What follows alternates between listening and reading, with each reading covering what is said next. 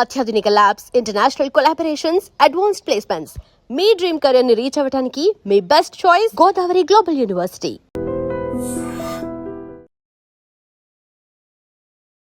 Hi, నమస్తే. Welcome to eDream media. నేను మీ రుద్దం శ్రీనివాస్. అమెరికాలో షాకుల మీద షాకులు వస్తున్నాయి మనకు, ఇండియాకు, ముఖ్యంగా ఇండియన్ స్టూడెంట్స్ కి, అలాగే అక్కడ సెటిల్ అవ్వకుండా ఇమిగ్రెంట్స్ కి ఇట్లాంటి రకరకాల కొత్త కొత్త ప్రతిపాదనలు, కొత్త కొత్త షాకులు వస్తూనే ఉన్నాయి. ఇవాళ లేటెస్ట్ గా H1B అలాగే F1 ఓపీటీ ప్రోగ్రాములకు కొత్త ఫీజులను విధించేందుకు యుఎస్ హోమ్ల్యాండ్ సెక్యూరిటీ విభాగం చర్యలు ప్రారంభించిందనే వార్త ఒకటి వచ్చింది.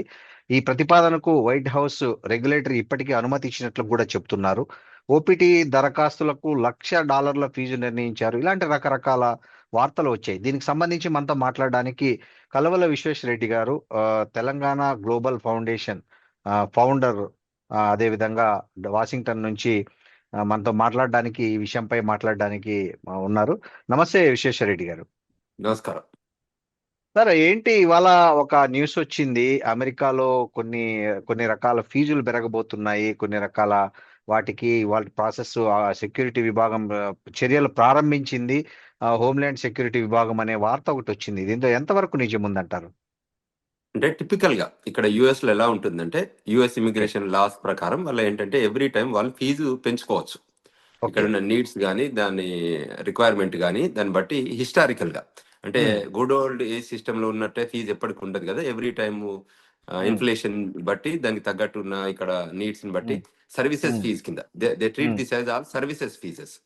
సో ఫారెన్ నుంచి వచ్చిన వాళ్ళకి H1B ప్రోగ్రామ్, ఈ H1B ప్రోగ్రామ్ అంటే ఏంటంటే నాట్ ఓన్లీ అమెరికా నుంచి వచ్చే అంటే ఇండియన్స్ కోసమే కాదు, గ్లోబల్లీ వరల్డ్ వైడ్ ప్రతి కంట్రీస్ నుంచి యుఎస్ కి వచ్చే వాళ్ళు ప్రతి ఒక్కరి కోసం H1B ప్రోగ్రామ్. అట్లే F1 ప్రోగ్రామ్. అంటే ఏ ప్రోగ్రామ్ పెట్టినా ఇది ఒక కంట్రీ స్పెసిఫిక్ గా ఉండదు. అంటే మేజర్ కొన్ని కంట్రీ స్పెసిఫిక్ ప్రోగ్రామ్స్ కూడా ఉంటాయి, కానీ దిస్ పర్టికులర్ మనం ఎక్కువ యూటిలైజ్ చేసే H1, F1, ఎక్కువ B1, B2 మనం అంటే ఇండియా నుంచి ఇక్కడికి యూజ్ చేసే వీసాలలో ఈ 3 1, 2, 3 ర్యాంక్ లో ఉంటాయి. సో వీటికి ఎప్పుడు ఫీజెస్ పెంచుతూనే వెళ్తుంటారు, అంటే నీడ్ ని బట్టి. సో మేము కంట్రీకి వచ్చినప్పుడు ఇట్ వాజ్ ఓన్లీ $75. సో ఇప్పుడు H1B ఫీజెస్ 4,000 5,000 వరకు వచ్చేసింది. తర్వాత ప్రీమియం ఫీజెస్ వచ్చింది. ప్రీమియం ఫీజు కూడా ఇప్పుడు $3,000 వస్తుంది. సో పెరుక్కుంటూ వెళ్తున్నాయి. అంటే ఈ ఫీజెస్ అనేది నీడ్ బేస్డ్, కాకపోతే సర్వీస్ ఫీ కింద ట్రీట్ అవుతుంది కాబట్టి సర్వీస్ ఫీజు మీద అంటే ఫీజు పెంపకం గురించి ఇండియన్స్ ఏం వర్రీ కావట్లేదు. ఇమిగ్రేషన్ రూల్స్ పైన వర్రీ అవుతున్నారు ఎక్కువ. ఎందుకంటే ఈ ఫీజు పే చేస్తారు, దాని గురించి ఇబ్బంది లేదు. అది అఫోర్డబిలిటీ బేస్డ్ మీద ఉంటుంది, అది ఎంప్లాయర్ స్పెసిఫిక్ గా ఉంటుంది. ఎవరు పే చేయాలండి ఫీజు? H1B ప్రోగ్రామ్ కి అయ్యేది ఉంటే ఎంప్లాయర్ పే చేస్తారు. F1 ప్రోగ్రామ్ కు ఓపీటీలో ఈ ఫీజెస్ ఉంటే వాటికి ఓపీటీకి అయితే స్టూడెంట్ పే చేసుకుంటారు. H1B ప్రోగ్రామ్ కి అయితే ఎంప్లాయర్ పే చేస్తారు. కాకపోతే అందులో ప్రీమియం ఫీ అని ఉంటుంది, అది ఎంప్లాయీ పే చేసుకోవచ్చు. ఏది $1,00,000? $1,00,000 అది ఎంప్లాయర్ పే చేస్తారు. అది ఎంప్లాయర్ స్పెసిఫిక్ ఫీ. సో అంతే, దాని గురించి వరీ కావాల్సిన అవసరం లేదు.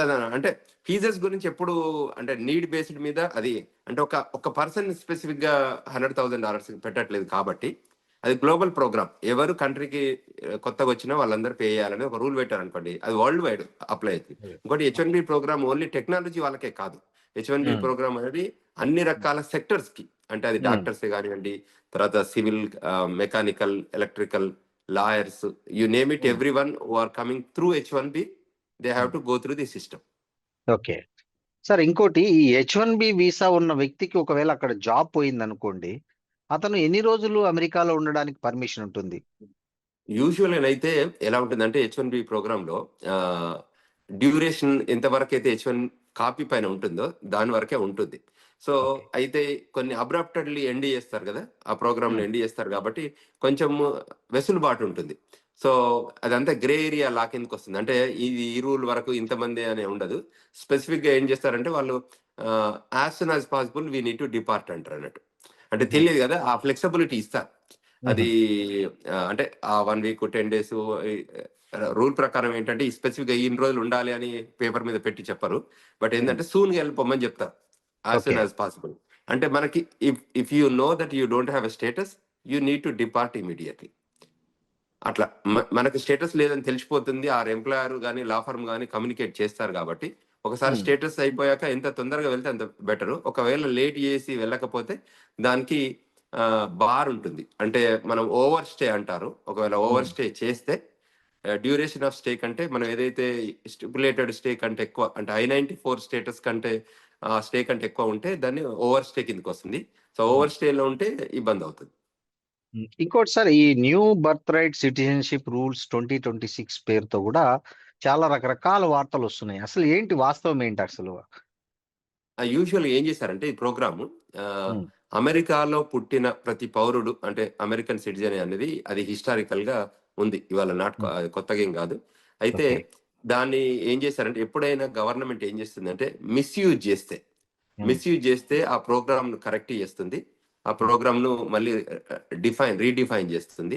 సో అది ఏ ఉమ్, రకంగా అప్లై అవుతుందని చూస్తుంది. ఇక్కడ ఏం జరిగిందంటే ఉమ్, విజిటర్ గా వచ్చిన వాళ్ళు, కంట్రీ నుంచి రకరకాలుగా గోడ దునికి వచ్చిన వాళ్ళు, టన్నల్ నుంచి వచ్చిన వాళ్ళు, విజిటర్ వీసా మీద నుంచి వచ్చిన వాళ్ళు, వీళ్ళంతా ఇక్కడికి వచ్చి ఏం చేస్తున్నారు, డెలివరీ చేసి మళ్ళీ వెనకకి వెళ్ళిపోతున్నారు.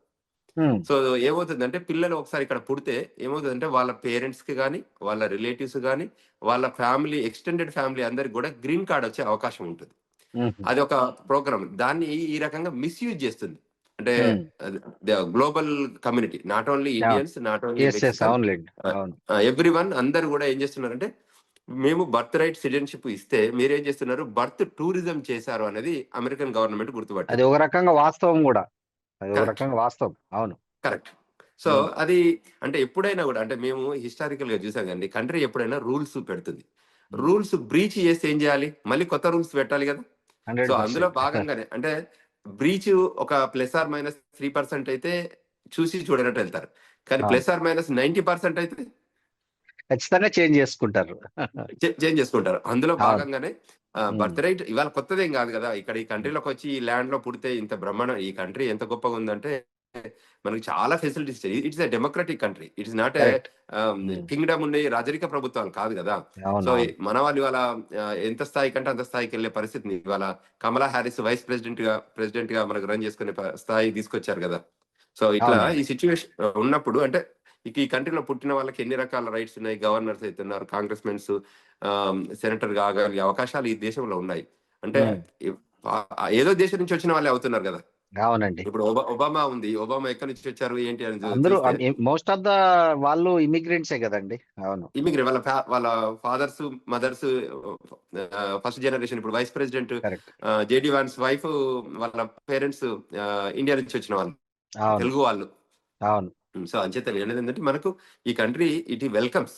ఇప్పుడు F1 ప్రోగ్రామ్ అనుకోండి, H1 ప్రోగ్రామ్ అనుకోండి, ఈ కంట్రీ ఇప్పుడు ఉమ్, ట్రంప్ ఉమ్, 2.0లో ఏంటి క్లియర్ ఉమ్, గా చెప్తున్నారంటే ఉమ్, ప్రపంచ వ్యాప్తంగా ఉన్న క్రీమ్ మాకు కావాలి, ఈ దేశానికి కావాలి.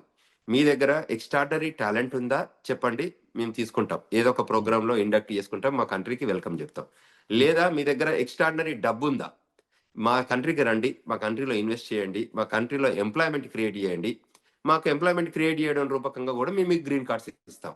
ఉమ్, సో ఈ 2 వేస్ రూపకంగా రండి, కానీ మా దగ్గరకు వచ్చి మా రూల్స్ ను బ్రీచ్ చేస్తాము, మేము ఇక్కడ గోడ దునికి వస్తాము, లేకపోతే టన్నల్ రూపకంగా వస్తాము, ఈ కంట్రీ ఎకానమీని మేము మిస్యూజ్ చేస్తాము, ఈ కంట్రీ ఎకానమీలో మేము ట్యాక్స్ పే చేయము, ఇక్కడికి ఉమ్, వచ్చి మేము ఇల్లీగల్ గా ఉంటాము, ఓవర్ స్టేగా ఉమ్, ఉంటాము అంటే ఏ కంట్రీ కూడా వెల్కమ్ చెప్పదు కదా. ఏదో ఒక రోజు ఇప్పుడు ఐస్ ఉమ్. ఇమిగ్రేషన్ కస్టమ్ ఎన్ఫోర్స్మెంట్ ఇప్పుడు రోడ్ల మీద పడి తిరుగుతున్నారు. కరెక్ట్. ఎక్కడ సిటీలో ఎక్కడ దొరికితే అక్కడ వాళ్ళని అరెస్ట్ చేస్తున్నారు, జైలుకు ఉమ్. పంపుతున్నారు, డిపోర్ట్ చేస్తున్నారు. సరే, సో ఇప్పుడు ఇప్పుడు ఇప్పుడు మనం మాట్లాడుకుంటున్న టాపిక్ ఏదైతే ఉందో new citizenship, birth right citizenship, దాంట్లో ఏమైనా కొత్త ప్రతిపాదనలు పెట్టారా? మార్చుకుంటారు కదా అనేది మనం మాట్లాడుతున్నాము. సో కొత్తవి ఏమైనా వచ్చాయా నిబంధనలు? యాక్చువల్గా బర్త్డే సిటిజన్షిప్ క్యాన్సిల్ చేయాలి అని ప్రెసిడెంట్ ఆర్డర్స్ తీసుకొచ్చారు. ఓకే. తీసుకొస్తే కోర్టు ఏం చేసిందంటే ఇంకా దాన్ని పూర్తిగా ఎండార్స్ చేయలేదు. సో అందువల్ల దానిపైన డినైల్ చేస్తే వాళ్ళు మళ్ళీ అప్పీల్కి వెళ్తున్నారు. సో ఉమ్, అంటే అది ప్రాసెస్ లో ఉంది. But okay. ఇప్పటికైతే ప్రస్తుతానికైతే అందరికీ సిటిజన్షిప్ ఇస్తున్నారు. ఓహో. సో ఆ, ఇంకా ఏ- అమలు కాలేదు. జస్ట్ అది అమలు కాలేదు. ప్రతిపాదనలో ఉంది, అమలు కాలేదు. ఆ సార్ అలాగే ప్రతిపాదన గ్రీన్ ఇంక్లూడ్ కార్డ్. చేద్దామని ట్రై చేశారు, కోర్టు అవును, వద్దని చెప్పింది. దాన్ని కోర్టు మళ్ళీ వీళ్ళు అడ్డుకోవడం. అప్పీల్కి వెళ్తున్నారు. ఆ. సార్, ఈ గ్రీన్ కార్డుకు సంబంధించి కూడా ట్రంప్ గారు వచ్చిన తర్వాత చాలా చాలా మార్పులు చేర్పులను సజెస్ట్ చేస్తున్నారంటారు. దీనికి గ్రీన్ కార్డుకు సంబంధించి ఏంటి సార్ అప్డేట్? అంటే యూజువల్గా ఎలా ఉంటుందంటే గ్రీన్ కార్డ్ అనేది పర్మనెంట్ రెసిడెన్సీ. సో అవును. పర్మనెంట్ రెసిడెన్సీ రిక్వైర్మెంట్ ఎలా ఉంటాయంటే గ్రీన్ కార్డ్ తీసుకున్నాక ఒక 6 నెలలు ఈ దేశంలో మినిమం ఉండాలి రూల్. అంటే అవును. ఈ దేశస్తుడు కాబట్టి ఇక మీరు పర్మనెంట్ ఇక్కడే రెసిడెన్సీ అంటే పిఆర్ అంటారండి, పర్మనెంట్ రెసిడెన్సీ. సో మీరు ఇక్కడే పర్మనెంట్ ఉండండి, మీరు బయటికి వెళ్ళొచ్చు, మీ హోమ్ కంట్రీకి వెళ్ళొచ్చు, ఎక్కడికి వెళ్ళొచ్చు, కానీ 6 నెలల కంటే ఎక్కువ వెళ్ళొద్దు. అంటే ఇక్కడ ఈ కంట్రీలో 6 నెలలు తప్పకుండా ఉండాలి.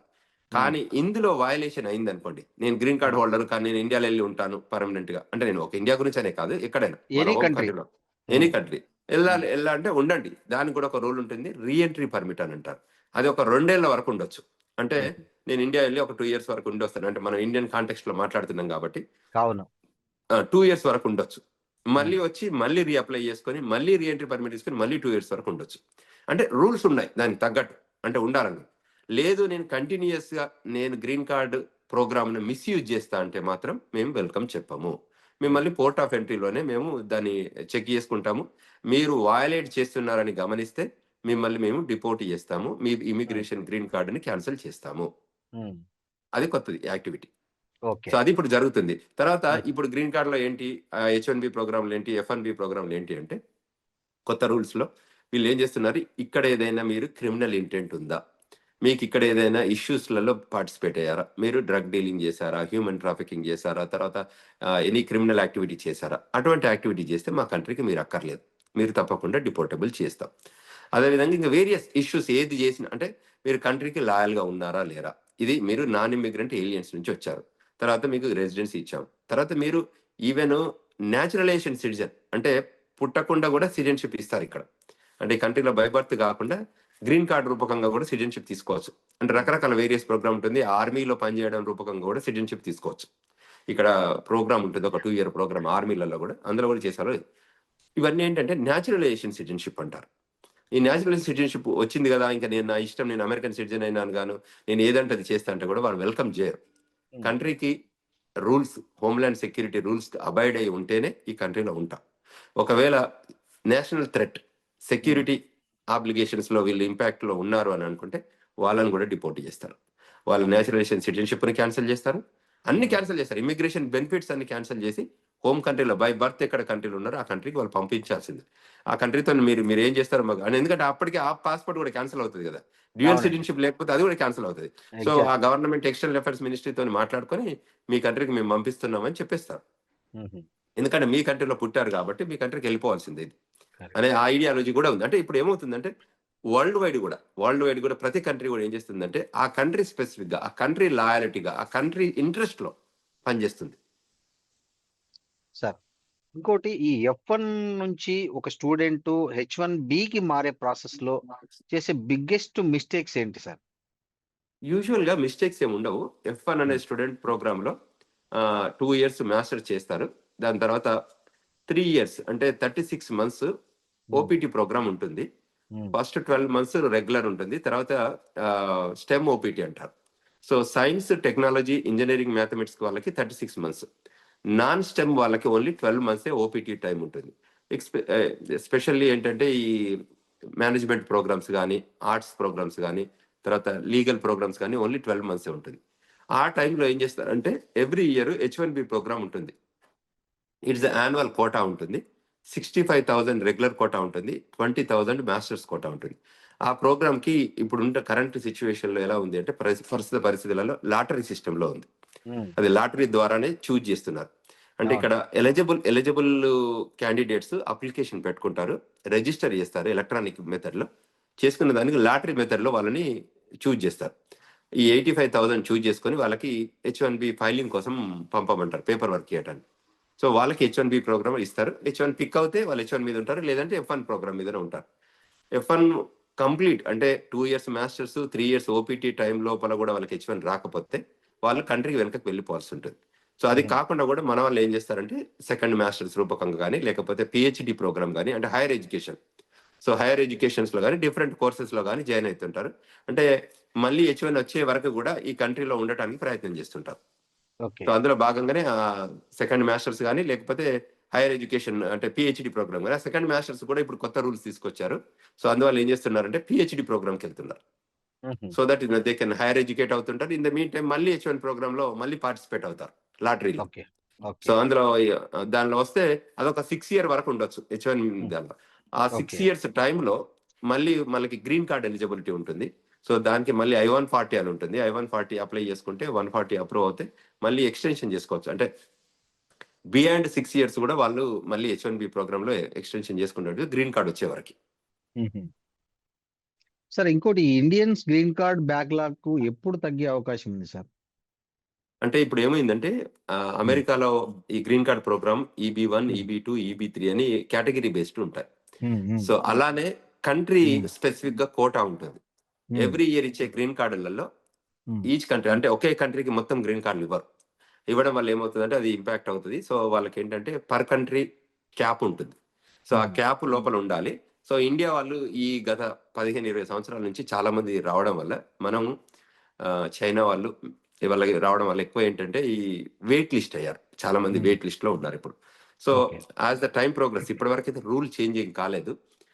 బ్యాక్లాగ్ గ్రీన్ కార్డ్స్ కొన్ని మూవ్ చేస్తారని ఇంకా రకరకాల యాక్టివిటీ చేద్దామని జరుగుతుంది కానీ రియాలిటీ కావట్లేదు. బట్ ప్రస్తుతం ఉన్న దానిలో మనకి 2012 నడుస్తుంది ఇప్పుడు. ఇంకా 14 ఇయర్స్ బ్యాక్లాగ్ ఉన్నట్టే లెక్క ప్రకారం, అటు ఇటుగా 1 ఇయర్ అటు ఇటుగా. సో కొంతమందికి సో ఇది పెరగొచ్చు తగ్గొచ్చు. అప్పుడప్పుడు ఏం చేస్తుందంటే USCIS కొంచెం ఓపెన్ అప్ చేస్తుంది. సో గ్రీన్ కార్డ్ రాకపోయినా 485 ఎలిజిబిలిటీ ఇస్తే వాళ్ళ కంట్రీలో అప్లికేషన్ పెట్టుకుంటే అడ్జస్ట్మెంట్ ఆఫ్ స్టేటస్ రూపకంగా కంట్రీలో ఎక్కువ రోజులు ఉండొచ్చు. అంటే 10 ఏళ్ళు కావచ్చు గ్రీన్ కార్డ్ రావడం, 15 ఏళ్ళైనా కానీ వాళ్ళకి సెమీ గ్రీన్ కార్డ్ లెవెల్లో కంఫర్టబిలిటీ ఉంటుంది. సో అంచేత ఆ ప్రోగ్రామ్ అంటే ఇది ఎలా ఉంటుంది అంటే కేస్ స్పెసిఫిక్ గా ఒక్కొక్కరికి ఒక్కొక్క కన్సర్న్స్ ఉంటే వాళ్ళని మనకు రీచ్ అవుట్ కావచ్చు. We have our US immigration law firm. We can guide them, educate them, counsel them. అదేవిధంగా మనం గ్లోబల్ తెలంగాణ రూపకం కూడా చాలా సెమినార్స్, సింపోజిజమ్స్, తర్వాత కౌన్సిలింగ్, ఎడ్యుకేషన్ ఇస్తుంటాం. ఎందుకంటే వాళ్ళకి ఇమిగ్రేషన్ నుంచి నాలెడ్జ్ ఉండదు. సో ఈ గైడెన్స్ ఉండదు. సో మేము ప్రాపర్ ఇమిగ్రేషన్ అటార్నీస్ తోని వాళ్ళకి మంచి గైడెన్స్ ఇప్పిస్తుంటాం. ఆ కేస్ స్పెసిఫిక్ అంటే జనరిక్ ఉండదని షేర్ చేస్తుంటారు, యూట్యూబ్ లో చేస్తుంటారు. కానీ ఇప్పుడు వచ్చాక లాట్ ఆఫ్ కంటెంట్ మనకి వెబ్ లో ఉంది. బట్ కేస్ స్పెసిఫిక్ కావాలంటే తప్పకుండా ఒక అటార్నీతో మాట్లాడిన రూపకంగా వాళ్ళకి ఆ సొల్యూషన్ రావడానికి ఆస్కారం ఉంటుంది. So we are providing that services to so that వాళ్ళకి they should get benefited out of it. ఎందుకంటే మేము స్వంతగా తెలుసుకోకుండా నిర్ణయాలు తీసుకోకుండా వాళ్ళకి ప్రాపర్ ఇమిగ్రేషన్ స్టేటస్ ఉండాలని కోరుకుంటాం. సో వాళ్ళందరూ కూడా విజ్ఞప్తి చేస్తాం, ఏ సమస్య ఉన్నా అంటే ఇమిగ్రేషన్ మ్యాటర్స్. ఎందుకంటే ఇంతకుముందు మీరు అన్నట్టు చాలా డైనమిక్ గా రూల్స్ చేంజ్ అవుతున్నాయి. ఇవాళ ఒక రూల్ ఉంటుంది, రేపు మార్నింగ్ ఇంకో రూల్ ఉంటుంది, ఎల్లుండి మార్నింగ్ ఇంకో రూల్ ఉంటుంది. ట్రంప్ అడ్మినిస్ట్రేషన్ వచ్చాక ట్రంప్ ఎగ్జిక్యూటివ్ ఆర్డర్స్ ఇస్తారు. ఆ ఎగ్జిక్యూటివ్ ఆర్డర్స్ కి కాంగ్రెస్ తో సంబంధం లేదు. ఆయనకు మనసుకి ఏది నచ్చితే అది, తర్వాత ఆ టీం ఉంటుంది, ఆ టీం ఏది అనుకుంటే అది ఎగ్జిక్యూటివ్ ఆర్డర్ గా బయటకు వస్తుంది. సో అది లాంగ్ టర్మ్ సాంచిటీ లేకున్నా కూడా ఇమీడియట్ గా అయితే దానికి పవర్ఫుల్ ఉంటుంది. సో ఇప్పుడు ఎగ్జిక్యూటివ్ చేయడానికి ఆర్డర్ అవుతుంది. సార్ ఇంకోటి OPT దరఖాస్తులకు $1,00,000 ఫీజు తీసుకొచ్చే విషయంలో కూడా అమెరికా ప్రభుత్వం ఉంది అని అంటున్నారు. అది ఎంతవరకు కరెక్ట్ సార్?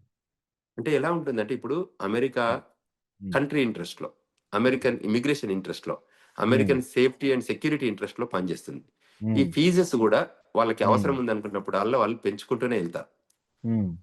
దాని ఇంపార్టెన్స్, ఆ ప్రోగ్రామ్ కు వాల్యూ ఉంది, ఆ ప్రోగ్రామ్ కి కాంపిటెన్సీ ఉంది అనుకున్నప్పుడు డబ్బు ఎక్కువ పెట్టేస్తారు. అంటే they want to collect money out of the program. Government కూడా ఇప్పుడు USCIS ఏంటంటే ఈ సెల్ఫ్ ఫండెడ్ అన్నట్టు, అంటే గవర్నమెంట్ కాకుండా వీళ్ళే ఇక్కడ డబ్బు రేజ్ చేసుకుంటారు. సో ఈ ఫీజెస్ రూపకంగా వచ్చే డబ్బుతోనే వీళ్ళు ఆపరేషన్ ఉంటుంది ఆర్గనైజేషన్. సో అంచేత సర్వీస్ అంటే ఎనీథింగ్ అంటే అమెరికాలో ఫీజెస్ అనేది ఒక కన్సర్న్ కాదండి. ఎందుకంటే ఫీజు అనేది నీడ్ బేస్డ్ మీదనే ఛార్జ్ చేస్తారు. ఇప్పుడు మాకు అప్పుడు ఏదో $75, $125 ఛార్జ్ చేశారని ఇప్పుడు అదే సేమ్ ఫీజు ఉంచలేరు కదా. సో ఇప్పుడున్న ప్రస్తుత పరిస్థితుల రూపకంగా వాళ్ళకున్న అవసరార్థం ఎలా ఉంటుంది దాన్ని బట్టి వాళ్ళు ఫీజులు పెడతారు. సో అంచేత అది ఇంకోటి అది నాట్ స్పెసిఫిక్ టు ఇండియా. ఒకసారి వాళ్ళు ఫీజు ఇంక్రీజ్ చేస్తే that is for global. So ఏ కంట్రీ రావాలనుకున్నా కూడా ఆ ఫీజు కట్టి రావాల్సిందే. సో అంచేత అది పెద్ద కన్సర్న్ కాదు అనేది నా ఉద్దేశం. ఎందుకంటే ఫీజెస్ మన వాళ్ళు నీడ్ బేస్డ్ ఉంటుంది. కొన్ని హార్డ్షిప్స్ కూడా ఉంటాయి, దానికి డిపెండెన్సీస్ ఉంటాయి. అంటే ఇప్పుడు వద్దనుకున్నారు అనుకోండి, ప్రోగ్రామ్ తీసేయాలనుకోవాలనుకోండి, అప్పుడు అటువంటి సిచ్యువేషన్ లో వాళ్ళు రకరకాల స్కేర్సిటీ క్రియేట్ చేస్తారు. సో అందులో భాగంగానే జరుగుతున్నాయి తప్ప స్పెసిఫిక్ గా ఇది అంటే ఒక కంట్రీని దృష్టిలో పెట్టుకొని జరుగుతున్నది కాదు. సార్ కొన్ని దేశాలకు సంబంధించి కొన్ని నిర్దిష్ట దేశాలకు సంబంధించి ఇమ్మిగ్రెంట్ వీసాల జారీని అక్కడ తాత్కాలికంగా నిలిపివేశారని వార్తలు వస్తున్నాయి. సో దీనివల్ల భారత్ మీద ఏమైనా ప్రభావం పడుతుందా మన ఇండియా మీద? ఏముండదు. బేసికల్‌గా ఏం చేశారంటే ట్రంప్ అడ్మినిస్ట్రేషన్ 1.0లో ఒక 7 కంట్రీస్ మీద బ్యాన్ చేశారు. ఓకే. ఎందుకంటే సమ్ థ్రెట్ ఆర్ సెక్యూరిటీ ఉంది అనుకొని వాళ్ళు మన కంట్రీకి లాయల్ కాదు అని అనుకున్నప్పుడు డిపార్ట్మెంట్ ఆఫ్ స్టేట్ వారిని డిస్కషన్ చేసి ప్రెసిడెంట్ చేసి ఏం చేస్తారంటే ఈ కంట్రీ వల్ల మేము రానియ్యము. ఓ 6 మంత్స్ 1 ఏమేమి ఇయర్. సార్ ఆ జాబితాలో ఏ ఉన్నది? ఆ జాబితాలో ఉన్న majority countries Muslim countries. Okay. Gulf Muslim countries. So Muslims countries ఉండడం వల్ల వాళ్ళు అంటే ఈ అమెరికన్ ఇంట్రెస్ట్ లో పనిచేయని కంట్రీస్ ఏదున్నా కూడా వాటిని రానివ్వరు. శాంక్షన్స్ వేస్తారు. మీకు తెలుసు కదా, మీరు ఫైనాన్షియల్ అవును. శాంక్షన్స్ ఎలా ఇస్తారో అవును. Similar to that visa sanctions అన్నట్టు ఇది బేసికల్ గా. Immigration visa sanction. ఇప్పుడు మా దేశానికి మీరు లాయల్ గా ఉన్నారనుకోండి, మేము వెల్కమ్ చెప్తాం. మా అవును. దేశానికి అగనెస్ట్ మీ కంట్రీలో ఆర్గనైజేషన్స్ అయ్యి అక్కడ మేము ప్రిపరేటరీ యాక్టివిటీస్ చేస్తున్నారు అనుకోండి, ఇక్కడ ఈ కంట్రీని డిఫేమ్ చేయడానికి కానీ డిస్టర్బ్ చేయడానికి కానీ ఇబ్బంది చేయాలనే ఆలోచన విధానం ఉంది అనుకోండి, మేము ఎందుకు అవును. రాణిస్తాం? ఇప్పుడు మన ఇంటికి ఎందుకు రాణిస్తామండి? అంతే మన కదా వాళ్ళకి సార్. ప్రేమగా మన అభిమానంగా మన ఉంటే మన మనకు ఇంటికి సరిపడిన వాళ్ళని మనమే ఇళ్ళలోకి రానియము. వాళ్ళ దేశంలోకి ఎందుకు రాణిస్తారు? ఎందుకు కరెక్టే. రాణిస్తాం? సో అవును. అందులో భాగంగా జరుగుతున్న కార్యక్రమాలే. దానికి సుప్రీంకోర్టు కూడా ట్రంప్ 1.0 తీసుకున్న నిర్ణయం కరెక్టే అని చెప్పింది. అంటే ఇప్పుడు ఎవరమైనా ఈ కంట్రీ ఇంట్రెస్ట్ లో రండి. ఇప్పుడు 180 దేశాలకు, ప్రపంచంలో 196 దేశాలలో ఉంటే 7-8 కంట్రీలు ఎందుకు బ్యాన్ చేస్తున్నారు? మిగతా అన్ని కంట్రీస్ కి వెల్కమ్ చెప్తున్నారు కదా. సో ఆ అవును. కంట్రీ ఇంట్రెస్ట్, మా కంట్రీ ఇంట్రెస్ట్ లో మీరు ఉండండి, మిమ్మల్ని వెల్కమ్ చెప్తాం. ఇప్పుడు నార్త్ కొరియా ఉందనుకోండి, అమెరికా అవును. ఇంట్రెస్ట్ లో పనిచేయదు. సో నార్త్ కొరియా వాళ్ళకి వెల్కమ్ ఉండదు. అంటే సిమిలర్ గా అవును. చెప్తున్నాను. తర్వాత కరెక్ట్. ఎక్కడైతే ఎక్స్ట్రీమిస్టిక్ కంట్రీస్, టెర్రరిస్టిక్ ఐడియాలజీ ఉన్న కంట్రీ లోపల జరుగుతున్నారు, అంటే కంట్రీ టెర్రరిజం కంట్రీ ఉండదు, బట్ ఆ కంట్రీలో ఉన్న కంట్రీలో గ్రూప్స్ జరుగుతున్న కార్యకలాపాలు. కార్యక్రమాలు అమెరికాకు లాయల్ గా లేకపోతే, అమెరికా అగనిస్ట్ గా యాక్టివిటీ చేస్తే, అమెరికాకు ప్రొవోకింగ్ యాక్టివిటీ చేస్తే దెన్ వాళ్ళ మీద బ్యాన్ చేస్తారు, వాళ్ళని రానివ్వరు. అది హిస్టారికల్ గా అంటే ఇది నాట్ టుడే, హిస్టారికల్ గా జరుగుతుంది, ఇప్పుడు జరుగుతుంది, రేపు ఫ్యూచర్ లో కూడా ఉండబోతుంది. ఓకే. ఇది ఇమిగ్రెంట్ కంట్రీ కాబట్టి యూజువల్ గా ఫ్లో ఆఫ్ కంట్రీ ఫోక్స్ వస్తూనే ఉంటారు. ఈ కంట్రీలకు రావడం పోవడం అనేది కామన్.